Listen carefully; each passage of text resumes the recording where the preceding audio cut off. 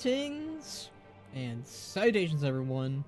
So, I recently streamed, or not recently, a few days ago I streamed the pre-patch, and there were some cinematics, and I did watch them on stream, and I reacted to them. I didn't get my analysis on them because I normally don't do that when I'm playing the game, but this will be a new format that I'll be doing, or at least trying to do, where I will, from the future, will talk to you guys on my thoughts and feelings about each of the cinematics. And since these two cinematics kind of go hand in hand together, I figured I will put them both together for this video. So we will go ahead and use my editing magic right hand here, and we will watch me, or rather you will watch me, talk about the cinematics and watch them, I guess. So yeah, let's go ahead and do that.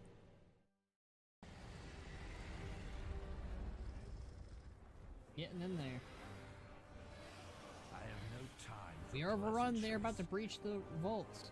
Where are those black dragons? Alright. Ooh. Get him, Wrathion. Mistress of the storm, the primal powers have risen to set you free. Get him, Wrathion.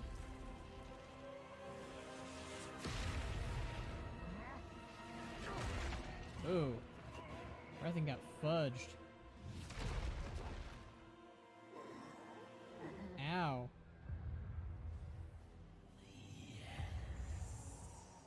Oh. The elements sing. They herald a new age for this world. There she is. She's big. Have you found my kin? We know where they are imprisoned, Storm Eater. Soon, their bonds will be broken. Wrathion. And what is this? The brood of Neltharion. I felt his demise reverberate through the earth. And reveled in it. How dare you? Perhaps you wish to share his fate. Wrathion is so tiny. Had wished to become what he was meant to be. What he should have been. Yeah. You do not fathom what dragonkind was meant to be. But you will. Get out of there, Wrathion. Go. Tell them we will scour this world of the Titan's stain. Huh. Let the storm be the harbinger of our return. Run, Wrathion. Evoker, get moving.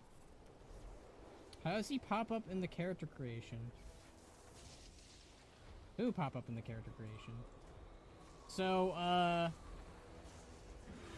have a question for you, Raz. Why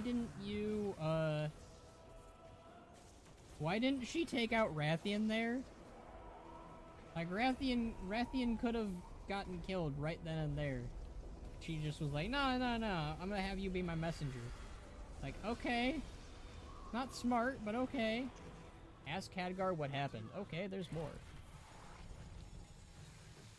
Alright, what's going on? Oh. Oh, Kalik. What's up, Kalik?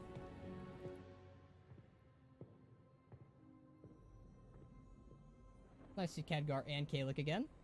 I did not expect to see you again so soon, my friend. After you'd answered the call of the Isles. Something has happened, Khadgar. Something terrible. Huh. Kalikos, Always terrible. tell me. It all happened so quickly. And Wrathion, young as he is, bravely or perhaps foolishly tried to stop it. Oh, flashback. Okay. But he was too late. The Tempest had already already been unleashed. Okay, we've seen this before. Pretty awful when it happened. Oh, that looks pretty. She let me live with a message.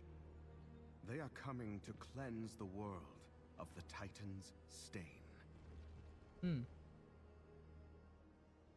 Alexstrasza, who is she? What is she? Alexstrasza looks so good. She is Razagath, youngest of the primal incarnates. Youngest? Incarnates? 4 dangerous adherents of the elemental forces. At the dawn of the aspects, our flights embraced the Titan's gifts. Right. They did not. The war that followed was unimaginable. And it took all of our strength combined to banish them. Okay. If they were so dangerous, why were they not destroyed?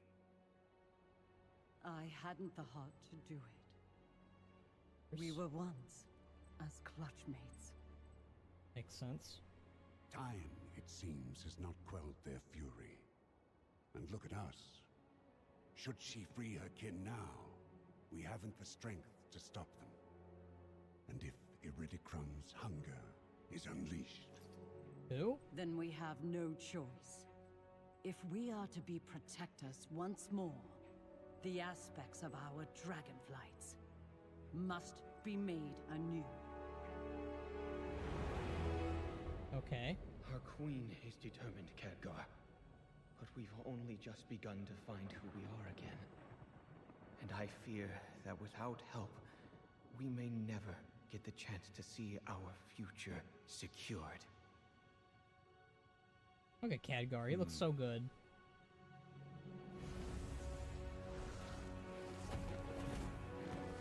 Hey! He's back. Then it seems the mortal races too must answer the call and face the storms ahead. I love that Khadgar theme. It's so nice to have him back. Like, they're making it so epic to have him back. I approve of that. That was good. That was pretty good. I like that Khadgar's back. Okay. Hello. It's Skull Shorties from the future. We are back again, and, yeah, so let's talk about Razagath's escape, cinematic. Now, this one doesn't... again, like I said, I have both of them opened up on my tab, and both of them kind of go hand in hand together. Let's go ahead and analyze it and talk about the cinematic. So, Wrathion, basically the only 3 remaining Black Dragons that we know of, is here alongside Abessian to recruit the Drekthir for some reason, and they were called here by something or someone, I believe, in the data files, and Wrathion and Abessian, they're trying to stop Razagath from being unleashed upon the world. The Grim Totem, I don't know his name, he's a Grim Totem Tauren, he helps free Razagath, he is a follower of Razagath, and he breaks free her prison. There's some theories about him maybe being a dragon himself. I made a theory a long time ago talking about whether or not maybe Magatha Grim Totem maybe is a black dragon. Who knows? But this guy, I think he's just a mortal for the time being. He's a mortal who has aligned himself with Razagath, with the Primalists. And Razagath, she apparently is the youngest of the Primalists. I thought she was the oldest. But apparently she is the youngest, and she has power over the storms. Each of the Primalists have power or dominion over the elements and all that jazz. She's one of the storm, and she approaches Neltharion and admits to him, hey, I felt Neltharion die, and I enjoyed it. Obviously because she was entombed, she was imprisoned by Neltharion a long time ago, and Wrathion being the good boy that he is, he wants to be the embodiment of the Black Dragonflight. He wants to be what they should represent, what they should be. And Razagath doesn't think so. Razagath thinks that dragonkind should be more than Titan puppets. It's very much in line with what all the primalists think. And when I first watched this, when I first reacted to this, I was wondering why the hell didn't she kill him? I mean, there's only 3 black dragons left, and she should have taken this opportunity, especially with Wrathion, who is now known for helping in killing N'Zoth, by the way. She spares him. She lets him live, even though she has this opportunity to kill him. I still think she should have ended him here, or at least tried to, and maybe a Bessian should have stood against him. This is probably sacrilege talk here, but I almost feel like this should have been a sad moment of Abyssian, or maybe even Emberthal, or someone standing in Razagath's way and dying to her to show just how powerful she is. She is powerful, by the way. It took all of the dragon aspects and Deathwing giving up himself to the old gods to defeat these primalists. It took their full power, which is why they're threatened now, because all of the dragon aspects, they don't have their power anymore. They don't have that. They're out of luck. They've been cut off. But yeah, I almost feel like this would have been a good opportunity to have Razagath kill someone, or at the very least wound someone. Maybe Abyssian gets a broken wing or something and he can't fly anymore. I don't know. It's cynical talk, but I almost feel like something more should have happened here rather than just him being sent as the messenger. I get what they were going across with this, but I still think the reasoning behind her letting him go, I don't know. It's one of those things where it's like, maybe they're going something with her pitying Wrathion because he's such a young dragon. He's a drake, by the way. Wrathion is a drake. Not a dragon, a drake, which is like basically a teenage adolescent dragon. He's not a whelp anymore, but he's not an adult yet. I mean, he is an adult, but he's not a dragon. So he's very young, and maybe she pities him because of that. Maybe it's because of his mindset. But at the same time, he looks just like Neltharion used to, and I'm sure that upsets her in some form. But I also think she gets a little bit of joy out of seeing just how weak the Black Dragonflight has become over the years. So let's circle back over to the Tempest Unleash cinematic, which is, it kind of goes hand in hand with this one. Kalecgos entering in Karazhan. He goes ahead and informs Khadgar, who, by the way, Khadgar has been missing in action since Battle for Azeroth. Since the Sword of Sargeras pierced into Silithus, Khadgar has been out. He does not want to deal with anything with the conflicts of Azeroth. He's going to find things his own way. He's going to research his own way. Granted, the last time we see Khadgar, he's in the Shadowlands, and he's talking with Jaina about how much life he has left, how his life is becoming, which makes me think, and I'm very suspect on this. It makes me think that maybe, just maybe, Khadgar is on his last leg in Dragonflight, maybe. But he's been called upon by Kalecgos, who it looks very sad and very emo here, but you know, he has got a good new look. I like his new look. But yeah, so he informs Khadgar just what's up. Apparently, Khadgar did see Kalecgos go off, like he left to go to the Dragon Isles, and he's surprised to see him here so soon. And, well, the reason why he's here so soon is because of Razagath being free, which we just went over that. Now, all of the dragon aspects, except for Marithra and Thrall, had to do a joke there. Wrathion informs them just what happened, and the Titan stain needs to be cleansed here. And I feel like this is going to be the big plot point for Dragonflights, the big number one storyline on whether or not the dragons should really follow in the footsteps of the Titans. The Titans, they are not as good as we thought they were, which isn't really much a surprise to me, considering they have creations like Odin and you know, Loken. I mean, Loken got corrupted, but still, you know, like, the Titan Keepers, they are corruptible, and the Titans themselves, I think, are not, you know, beyond corruption. So yeah, Wrathion wants some answers, and Alexstrasza kind of gives them. a long time ago, the proto-dragons, the primalists, versus the dragonflights that we know today, they fought each other, and basically it was over whether or not they should have the Titan powers or not. The Titans and bless them. Some of them wanted to remain proto-dragons, others did not, and it wasn't one of those, like, things where it's like, oh man, I don't like this, but I'm gonna stay out of it. It was more along the lines of, I don't like this, and I'm gonna go to war over this. This is not okay. You do not get to force me to do this. As far as we know, the Dragonflights didn't force them to.